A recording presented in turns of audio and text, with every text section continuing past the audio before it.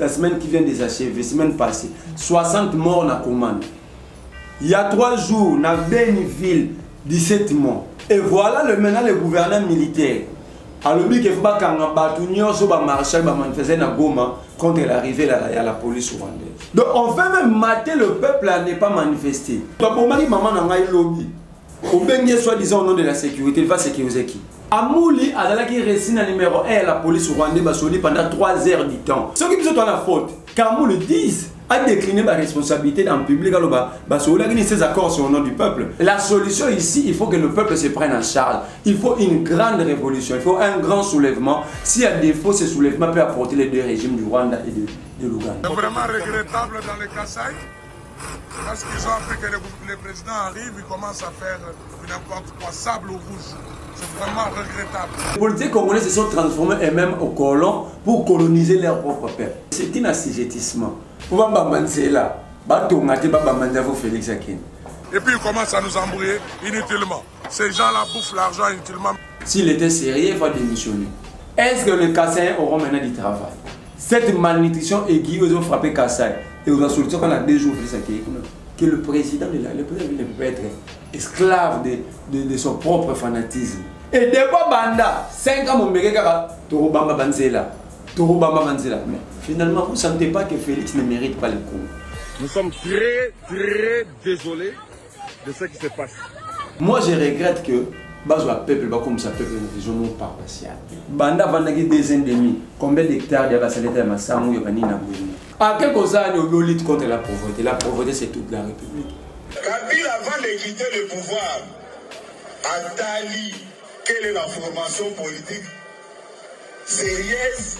Oyo et Bundi Bitumba Oyo sans koya na butu kozombo epananga Atali alobi que c'est l'IDPS.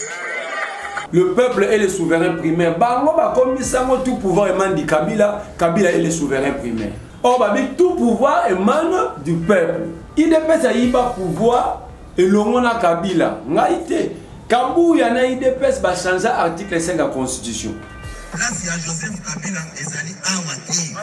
Soki eza na CPIT ezali awati. Quand on a Kabouya, est-ce souverain primaire va chacun la prison? Comment un homme bien place les en CPIT dans le cas?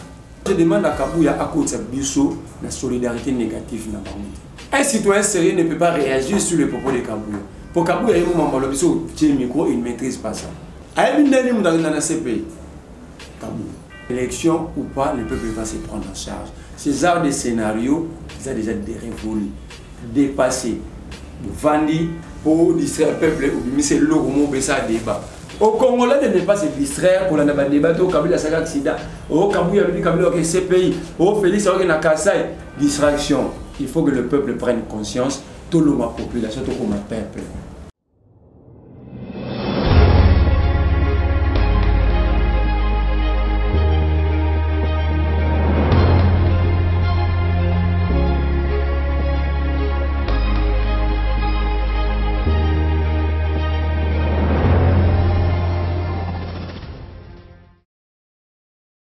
Vous allez belé, Bandeko Balandi, Appliquer Télévision, la chaîne de vérité, la chaîne qui vous informe en temps réel, Mbote Nabino, beaucoup de biso la banda pour Nabino, na numéro ya Sikao, Toyambi pour Nabino, mon amboka, Marlan Vuvu, mon amaïle, na kati émission biso mukolo mwalelo, toko solanaï, mambi matali, situation sécuritaire, yamboka Nabiso, République démocratique du Congo, bipa iwa biba kotali, sa biso na ngambu ya Bunya, ya yi dizaine de morts, suite après.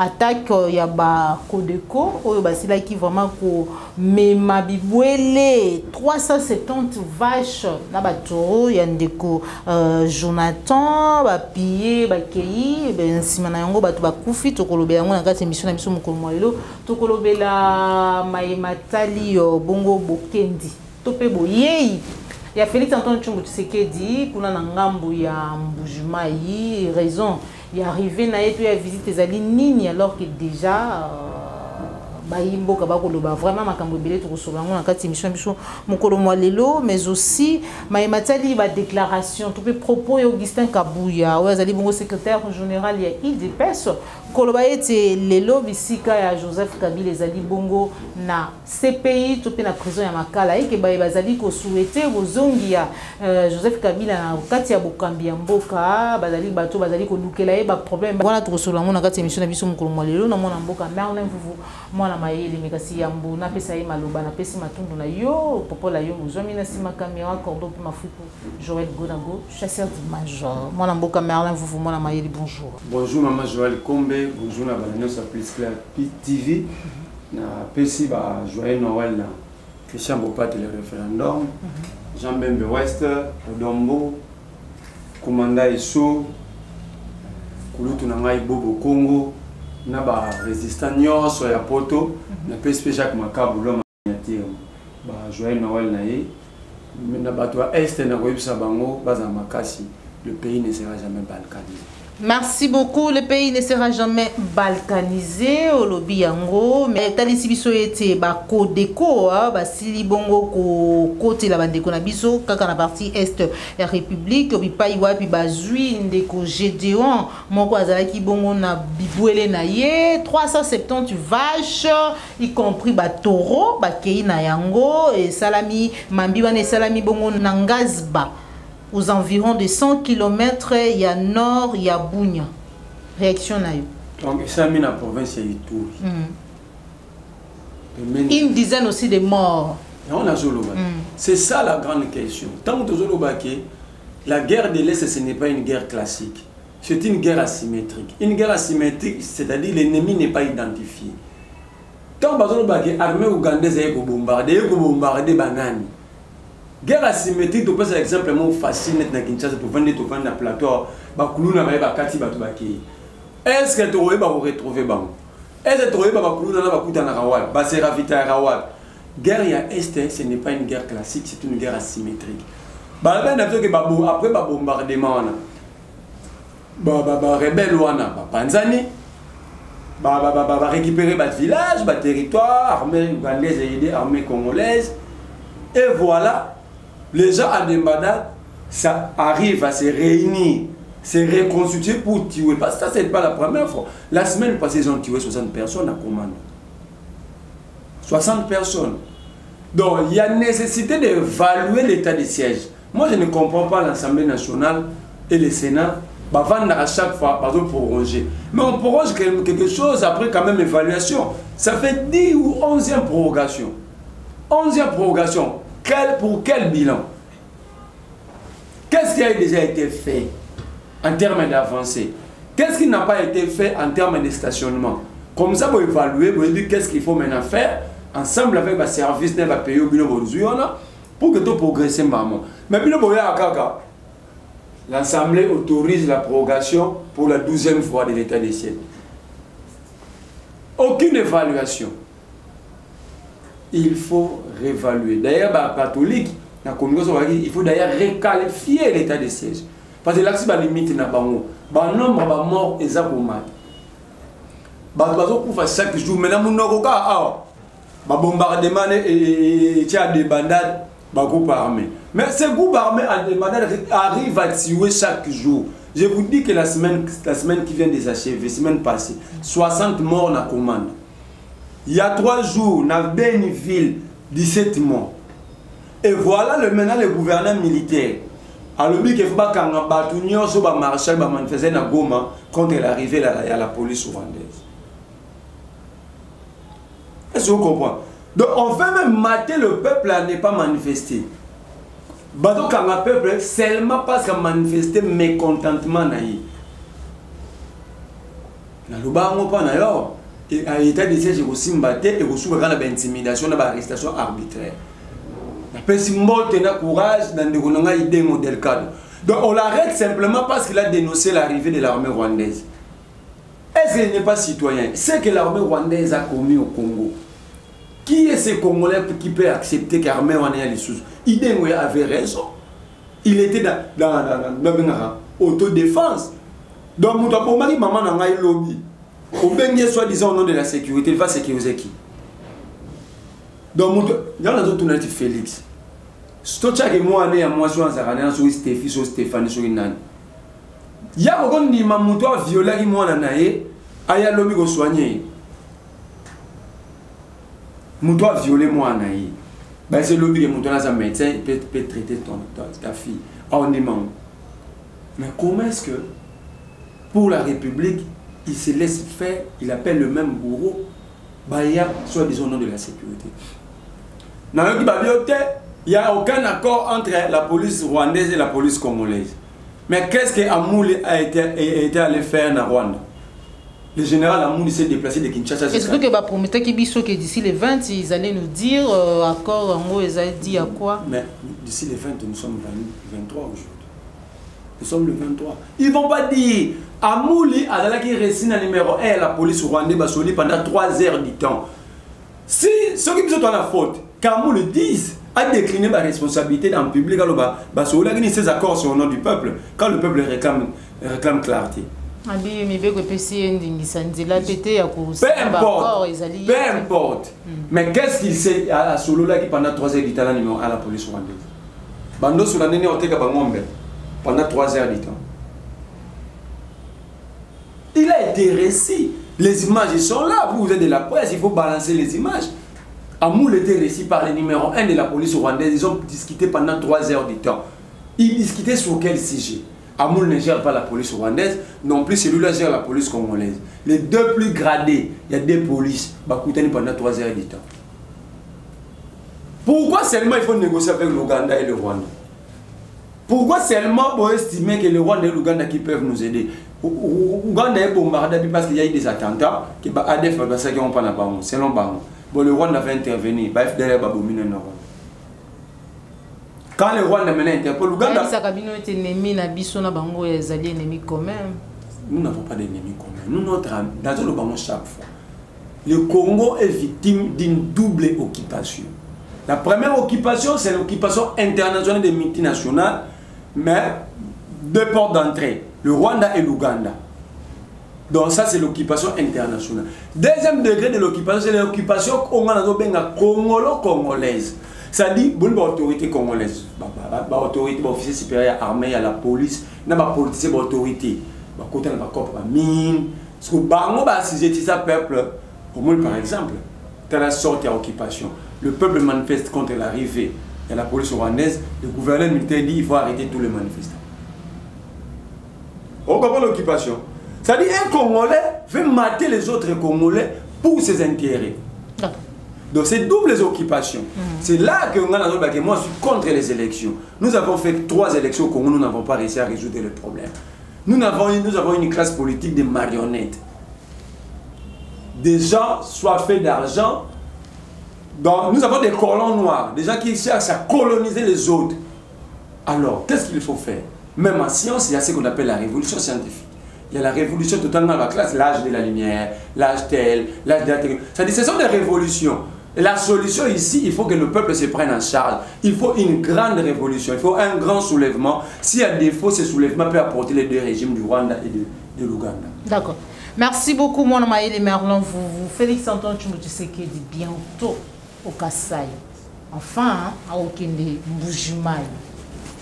Tout le monde déjà, le Lengenini, et quand on a fait la kisabiso ba image, ba kozi pa maboulou, ba ko bongisa, tout comprendre. Est-ce qu'il fallait Félix Antoine Tshisekedi se rendre dans Mbujimaï et pour tout le monde à Makambo, tout le monde. C'est vraiment regrettable dans le Kasaï. Parce qu'ils ont appris que le président arrive, il commence à faire n'importe quoi, sable rouge. C'est vraiment regrettable. C'est toujours du sable rouge. Il aurait fallu qu'ils viennent faire ça. Regardez ce qu'ils sont en train de faire. Regardez à la veille. Et puis ils commencent à nous embrouiller inutilement. Monsieur le Président, nous vous disons qu'on n'a pas travaillé. Ils ont bouffé l'argent inutilement. Tout ce qu'ils sont en train de faire, c'est faux, Monsieur le Président. Nous vous disons que c'est faux. Ces gens-là bouffent l'argent inutilement, Monsieur le Président. Il faut les arrêter. C'est désagréable. Désagréable à voir. Ça, c'est la cathédrale, l'avenue cathédrale. Nous sommes très, très désolés de ce qui se passe. Après la pluie, hein, ils ont cru avoir fait quelque chose. Mais c'est comme si on se rendait à Kalambambouj. Mais nous sommes en ville. Nous sommes en ville. Pour là, Félix Akin. Donc cela veut dire si le papa n'est pas là, la maison va mourir de faim. Papa est ici. Non. Ça dit c'est un assujettissement. Donc nous avons des dirigeants, des policiers qui se comportent au colon. Donc après que va belge, les policiers congolais se sont transformés eux-mêmes au colon pour coloniser leur propre peuple. Quel mouvement est pour lutter contre Nzala? C'est là. Tant qu'on a lutter contre Nzala. Ça dit combien d'hectares à Biabina? Non. Pour Nzala, si la raté pour Moutouaye, c'est que son Moutouaye c'est qu'il y a une solution. Solution, c'est que les bâtons magiques, Banda Vandagi 2 ans et demi, combien d'hectares il y a Basaleta et Massamou, il y a Panina Boujima. Qui nous disent, on lutte contre la famine comme ça. Et les Congo, le problème, ce n'est pas le problème de la famine, ce n'est pas seulement au Kasaï. Le Congo a 37 millions de malnutris, ou 17 millions de malnutris, et ça aiguë. Babi le Congo, Babi le Kasaï, Babi le Congo, la RDC, a 37 millions de malnutris, mais 17 millions, et ça aiguë. Et comme chronique. Est-ce que Babi n'est pas Kasaï? Est-ce que Kasaï, les deux Kasaï réunis, ça fait 17 millions d'habitants? Ça fait même pas 10 millions. Alors, Babi n'a eu 37 millions. Donc, c'est à travers la République. Babi n'a Congo. Mais autant quand même, moi, je suis que les petits bacals, Félix, bah fait c'est il a accès que Félix a venu Congo. Nandé. Après avant de rappeler Awati. Félix a été à l'Arabie, souvent c'est pas la banque Togo Zagina Turquie. Tout le monde pas la banque aux Assons en Belgique qui n'a évité. Avant de rater, ça la calcul. Félix va voyager au titre de 7 jours. Tout ça le minimum 5 jours. Tout ça est grâce. Ça là 129 voyages. 5 jours fois 129. Quand les temps Félix c'est un pouvoir au moins la fin de 48 heures. Donc avant d'arrêter, c'est ce qui fait qu'il y a une minimum à Congo, et puis ce n'est pas moi qui l'ai dit. À chaque fois, moi, c'est anonyme. C'est une informé. La minute où on a sur l'anneau, c'est 706 projets. On a coûté 80 millions de dollars. 80 millions de dollars, ils ont belé. L'État a monté. Babi, on aura 41 projets. Pour qui ça coûte? Mais curieusement, 41 projets va utiliser 100 millions. 706 projets, c'est les 80 millions de BZB. Tout on a 41 ans en priorité. Pour moi, ils ont 41 projets, mais utiliser 100 millions. Donc 200 milliards de francs. Ça dit ici, le problème, ce n'est pas un problème. Il est président, il peut voyager partout, comme tous les autres Congolais. Chaque Congolais a le droit de vendre partout dans la République. Mais le problème, c'est le pourquoi de son voyage. À quelque chose, on lutte contre la pauvreté. La pauvreté, c'est toute la République. Donc si on doit voyager pour Nayango, alors donc c'est fini, Félix ne sait plus quoi faire. S'il était sérieux, il va démissionner. Ce que ça pour la pauvreté, les Congolais sont en insécurité parce que les Congolais ne travaillent pas. 97,8% des Congolais sont chômeurs. Donc, on a un chômeur naturel. On a un chômage, on a un chômage, comme on a une vie. Mutuna ezali bandekobele bazali komituna eske bandeko kasai komona lelo ke parce que président de la République azali kokende kuna bakomi kobongisa ko zipa na zelo d'ailleurs mabulu ezolobela bango eloko te ke fandi na nzala pendant longtemps banzela mabulu pendant longtemps mais parce que président de la République alingi ya bakomi ko zipa vraiment mabulu ya liboso na koloba na onde ko ngai kombe maman na ngai mieux vaut vendre sorcier que vendre fanatique. Donc mon na vandia ni ouais ça ramena mon maman je comme sorcier dans le vent on pas ngo pour me na oyebate. Mais fanatique peut détruire ton cerveau. Donc ba peuple on a Kasai ba terre battue wana ba sali encore. Ce pour que pas un nombre de kilomètres pour ba sali parce que les routes ils ont dans bilan Félix. Bilan dans la chiffre, même en terre bâtie combien de kilomètres? Même en terre bâtie combien de kilomètres? Est-ce que les Kassaïens auront maintenant du travail? Est-ce que Kassaye maintenant, cette malnutrition aiguë, ils ont frappé Kassaye et vous avez solution qu'on a 2 jours, Félix Akeye? Non, il faut des projets à long terme. Que le président ne peut pas être esclave de son propre fanatisme. Le président ne peut pas s'enfermer dans l'idéologie. Le président de la République Azarane, dans tout le monde a débat, pendant l'action que Félix a projeté au salle et Roger Mo, après 0,3 ça il a school.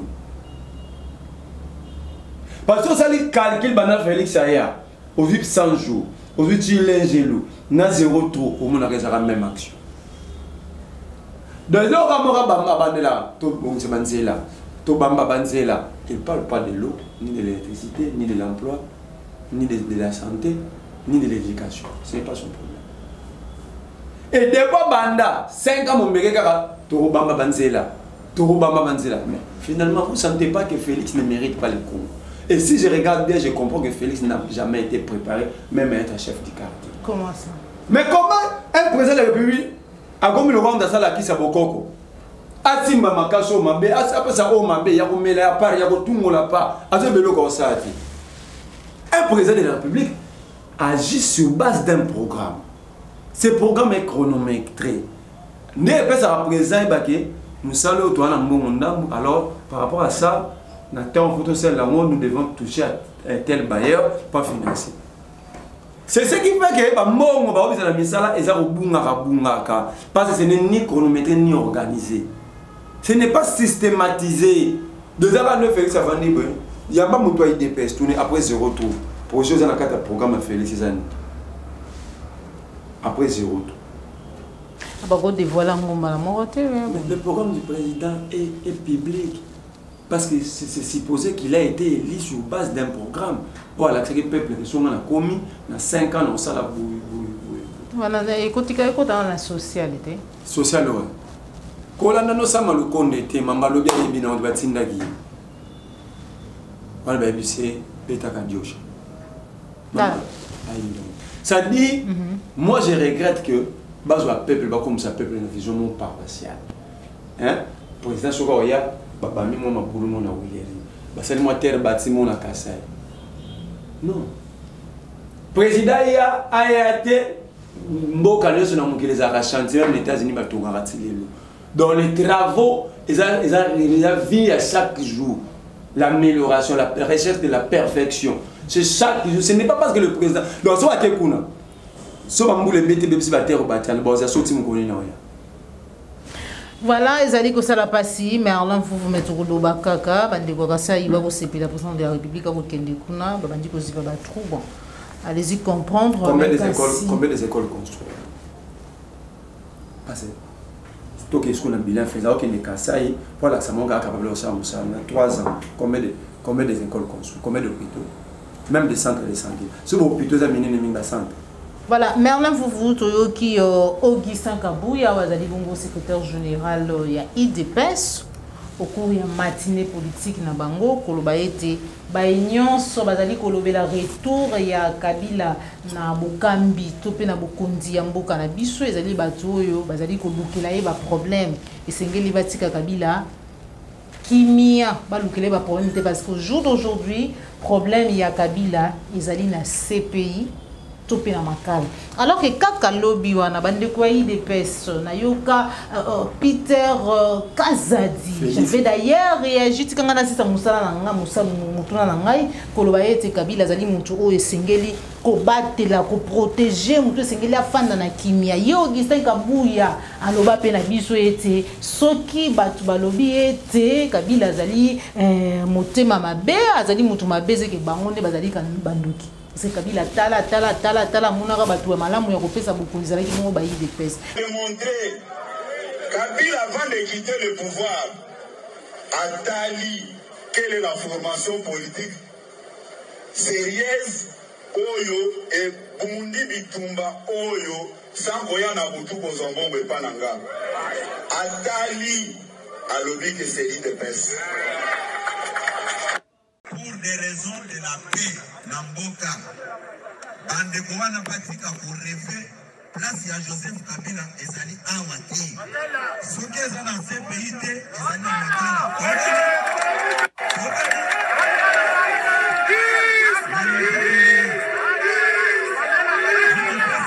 poni le loma lobe bongo.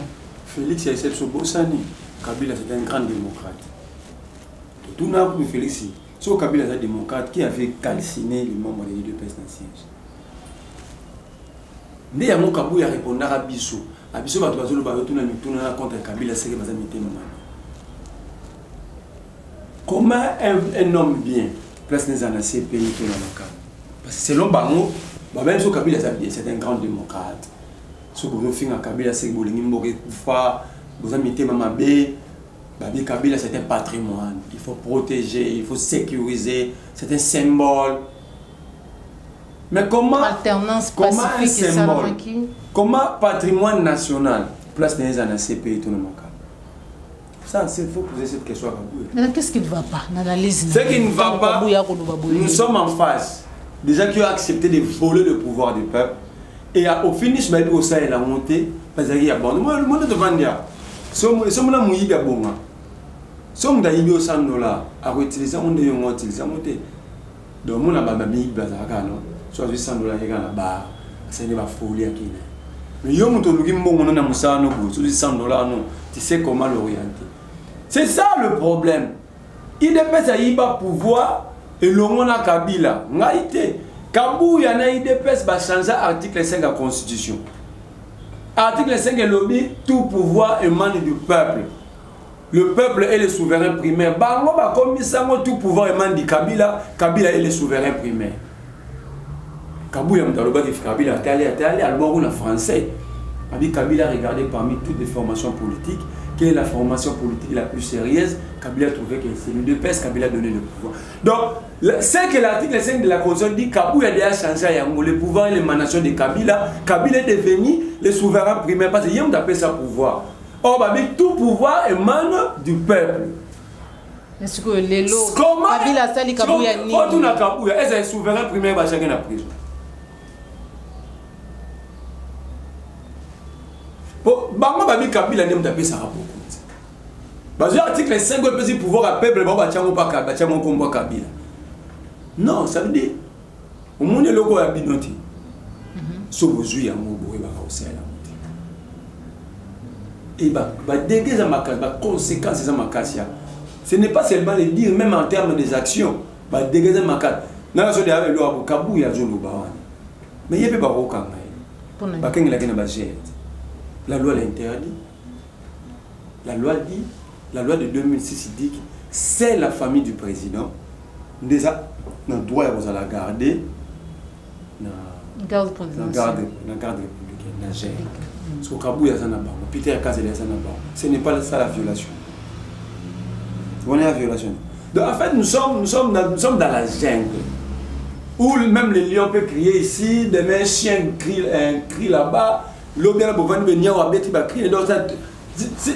C'est vraiment du désordre bien organisé. Alors je demande à Kabouya à cause de Bisso la solidarité négative na bango.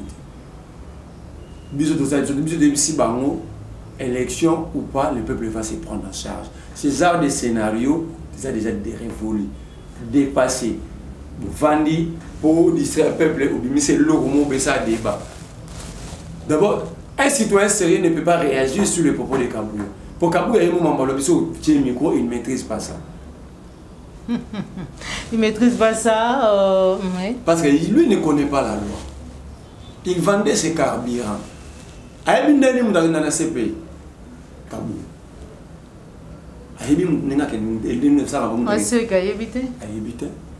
Parce que s'il dit la place de Kabila est à la CPI, la procédure c'est quoi? Amakal aussi. La procédure c'est quoi? Kabouya pour me la il y a une loi pour autant statut des chefs d'État, chefs de corps. Kabouya ne le sait pas. Voilà les conséquences. Il reçoit un ancien Kadhafi qui a besoin de parole de la question publique. Il y a une loi ici qui protège les chefs de corps et le président élu. Il faut commencer par abroger la loi. Même la CPI ne peut pas venir prendre Kabila ici. Parce que nous avons nos lois. Notre loi interdit à ce que Kabila soit arrêté. Les Tchibala et les autres.